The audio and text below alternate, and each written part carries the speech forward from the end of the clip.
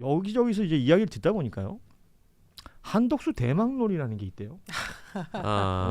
들어보셨어요? 그러니까 이제 이거는 네. 그 4월 4일에 이제 파면 선고가 내려지고 나서 모 종편의 단독 보도로 나왔던 얘기인데 국민의힘 쪽에서 어쨌든 모 종편이라고 그러지 말고 정확히 얘기해주면 안 돼요? 채널 A 알았어요. 네, 채널 A 단독 보도로 나왔던 내용인데 국민의힘에서 한덕수 권한대행을 대선 후보로 검토하고 있다 이제 이런 보도가 나왔었죠. 근데 네. 그때만 하더라도 아니 파면 선고가 지금 진짜 잉크가 헌법재판소 결정문에 잉크가 마르기도 전에 무슨 한덕수 권한대행에 대한 대망론이냐 이 생각이 들었었는데 아니 저는 오늘 오전에 이 결정을 하는 거 보고 뭐야 그럼 그 보도가 사실이었던 거네라는 어떤 확신을 좀 생각이 있는 건가? 네, 갖게 됐어요. 뭐 물론 윤상현 의원이 한덕수 권한대행을 실제 대선 후보로서의 검토하는 듯한 그런 메시를 던졌지만 한덕수 개인은 그럴 마음이 없다라고 뭐 반론을 하긴 했습니다.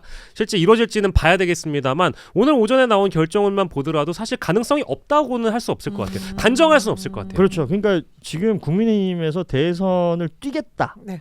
라는 의지를 보인 사람이 뭐 자천타천 지금 거의 축구팀 하나 만들겠던데요. 그러니까요. 네.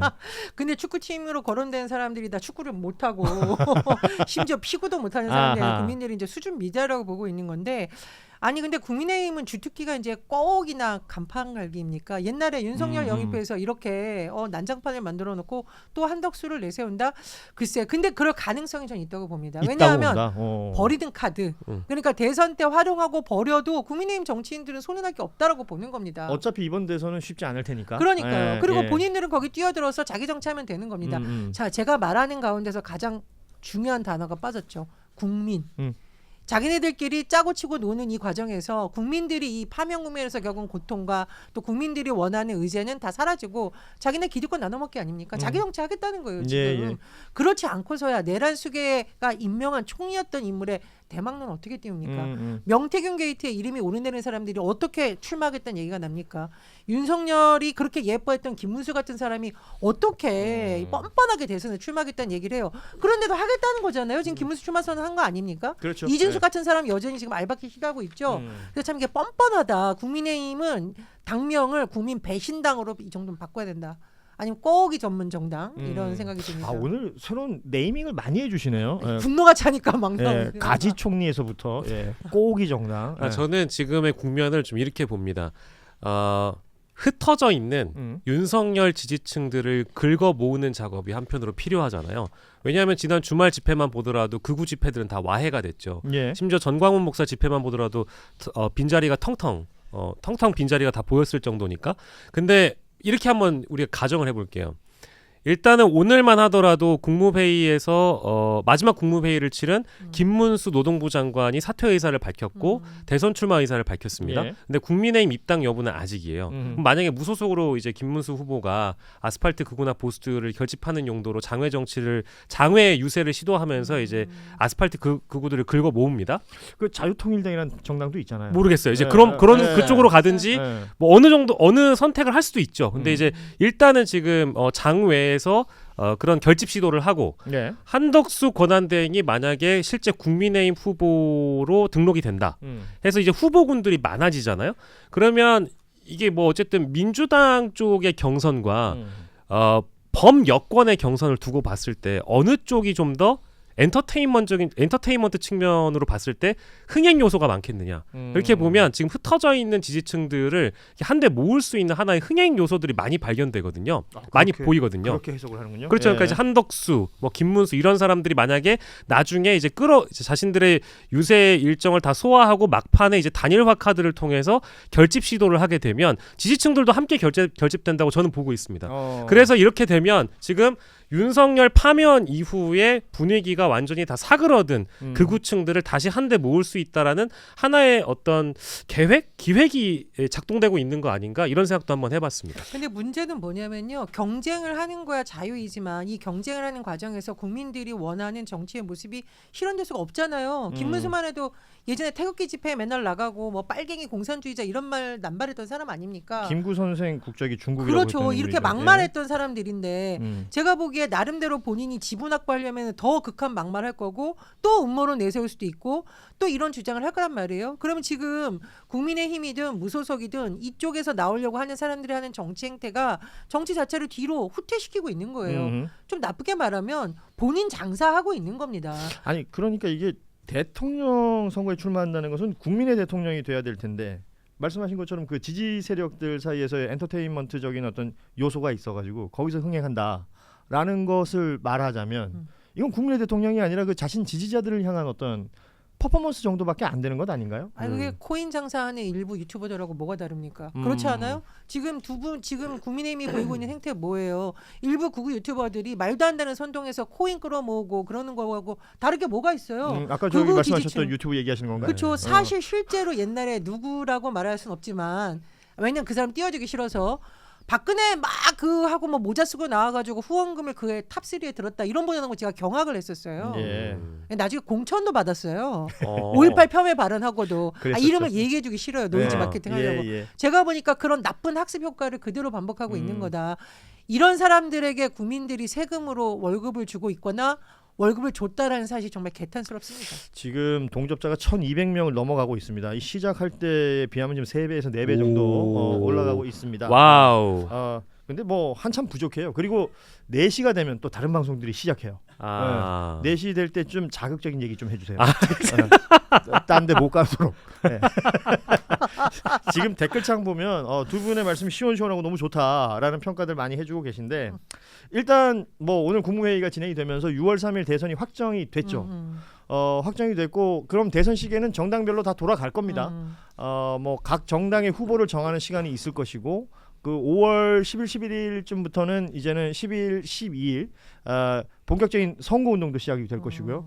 말 그대로 대선의 시간이 됐는데 이 시간 동안 뭐랄까요? 지금 이재명 대표나 민주당 쪽이 유리하다는 것은 뭐 대부분의 평가이기 때문에 이 판을 깨기 위한 여러 가지 노력들이 있지 않겠느냐 이런 얘기들 하지 않습니까? 지금 뭐 우리가 얘기하고 있는 이런 뉴스들도 그 일환이라고 평가하는 분들도 있고요. 두 분은 어떻게 평가하십니까? 서로 턱만 이렇게 치면 어떡해요? 민주당을 흔들 수 있는 변수가 있느냐? 글쎄요, 이게 지금 오늘 이 한덕수 국무총리 주제로 권한대행 주제로 일단 시작을 하다 보니까 이것도 변수가 된다면 될 수 있겠죠. 이제 판을 흔드는 이제 이재명 대표나 민주당을 흔들 수 있는 변수는 저는 절대 아니라고 보고요. 그러니까 지지층을 결집시키는 정도의 이제 자기 보완적인 측면의 어떤 주제가 되는 것이지 이것이 선거 결과를 뒤집거나 아니면 흐름을 뒤집을 수 있을 정도의 변수는 저는 아니라고 보고 특별히 뭐가 또 나올까에 대한 기대나 희망 이런 게 전혀 없는데 다만 긴장은 좀 해야 될 것 같아요. 이제 우리가 지금 주시해야 되는 부분은 아까 이제 고현준 평론가님께서 짚어주신 대로 어쨌든 이번 시대 정신은 시대의 회복, 시스템의 회복, 국가 질서의 회복, 원복, 또 뭐가 있겠습니까? 내란 종식 이런 것들인데 이런 것들을 제대로 할 수 없게끔 만들면서 자신들의 증거를 인멸하고 범죄 혐의를 덮고 상황을 얼추 뭉개면서 윤석열의 뭐랄까요? 윤석열이 다시 돌아오게끔 만드는 그런 상황이 만들어지면 안 되지 않겠습니까? 이제 그런 것들이 이제 판을 깔아주는 하나의 로드맵이 완성돼가는 단계다. 이러진 않았으면 좋겠어요. 제일 걱정되는 부분은 그 부분입니다. 이게 비장의 카드가 있죠. 국민의힘이 이길 수 있는 비장의 카드 있습니다.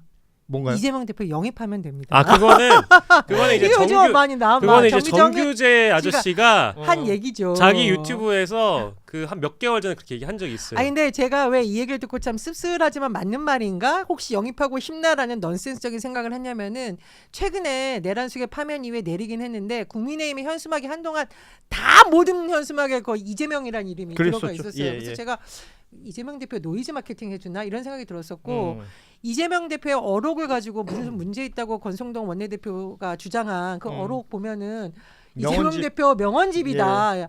혹시 어둠의 지지자냐 이런 말 나왔잖아요. 제가 이런 거 이제 넌센스다. 지금의 상황에서는 국민의힘이 국민의 마음을 다시 얻기 어렵다는 생각이 드는데 근데 좀 긴장해야 된다는 말에 동의하는 건 뭐냐면 윤석열은 앞으로 계속 자기 정치를 하면서 대선판에서 자기 영향력을 저는 행사할 거라고 보거든요. 문제는 뭐냐면 제가 말했듯이 지금 국민의힘 정치인들이 윤석열한테 질질질질 물귀시 작전에 끌려 들어가는 모양새이기 때문에 과연 이걸 깰 수 있을까.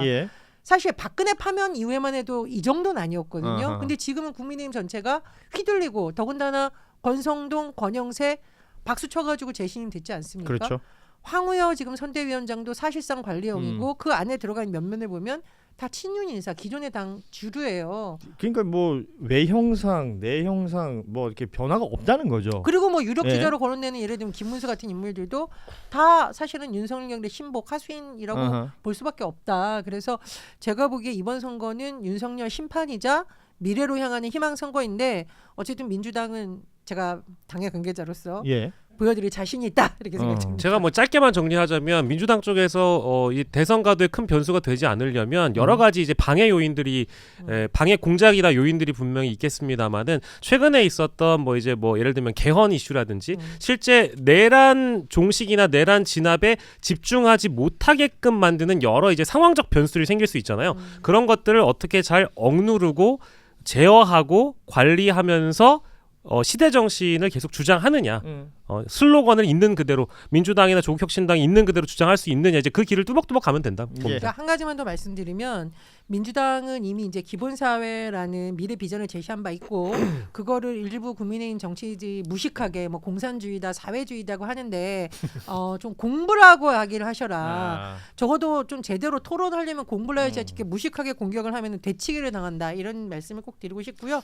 지금 국민의힘에서 윤석열, 백골단, 전두환, 정광훈 이런 게 키워드예요. 그럼 도대체 본인들은 우리 중에 이렇게 훌륭한 대통령이 누구다라고 내세울 사람이 도대체 누가 있으며 잘 보세요. 국민의힘하고 전광훈을 한 팀으로 봅니까? 그렇습니다. 요즘은 또 정광훈 이런 인물 아닙니까? 그리고 백골단 끌어들이고 제가 그 시청 앞 보수 집회 몇 번 가봤어요. 도대체 무슨 얘기 하느냐. 사회자가 어떤 얘기 하는지 아세요?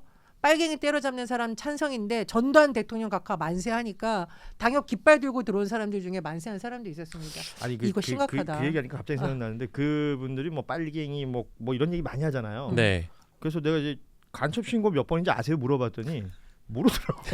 진짜요? 네. 그 아직도 113이라고 생각하시는 분들 많아요. 113. 네. 그 옛날 얘기잖아요. 그러니까 뭐 이런 시간들을 우리가 좀 보내고 있는데 이게 정치라는 게 생물이라 뭐 매일매일 어떤 이슈에 따라서 어떤 변화가 있을지 모르겠으나 이미 대선 시기는 돌아가기 시작했다. 그러면 그 시기에 맞는 환경 속에서 진짜 일이 많거든요.